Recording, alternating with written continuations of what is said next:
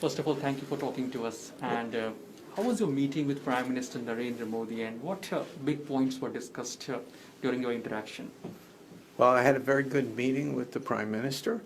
I told him that Blackstone had already invested $60 billion in assets in India, and over the next 5 years, we're planning another $40 billion of assets. We're one of the 10 largest companies in India. So he expressed his appreciation and talked about the new programs that were going on, including selling assets for the country, which I told him I thought was a very good idea because he could take the money from those sales of assets and reinvest it in the country to create jobs for the people of India. The National Asset Monetization Plan. How do you look at this plan in creating jobs, in garnering revenues? Do you think this will bolster investment back there in India as well? Absolutely. It's an excellent idea. There are some other countries that have done things like that, like Australia, that have used that to build more infrastructure to make their country better. So I think it's an excellent idea. Okay, and India is also looking for, a massive investment in infrastructure sector as well. What are your future plans as far as investment in infrastructure in India?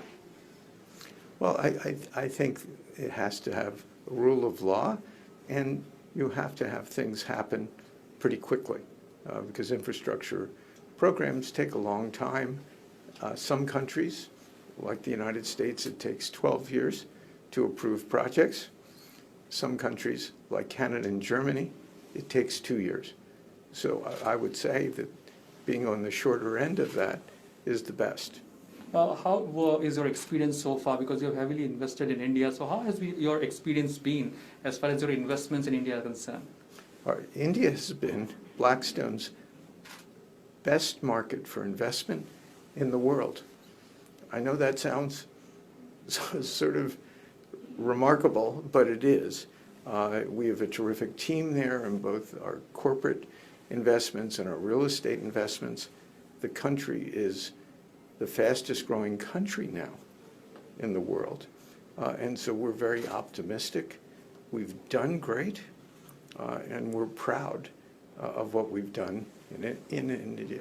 Various reforms have been undertaken in India under the leadership of Prime Minister Narendra Modi. How do you look at this leadership, Prime Minister Narendra Modi, as far as reforms in India are concerned, structural reforms primarily? How do you look at it? Well, I'd say that this is a very friendly government for outsiders like ourselves to be dealing with. They're very smart.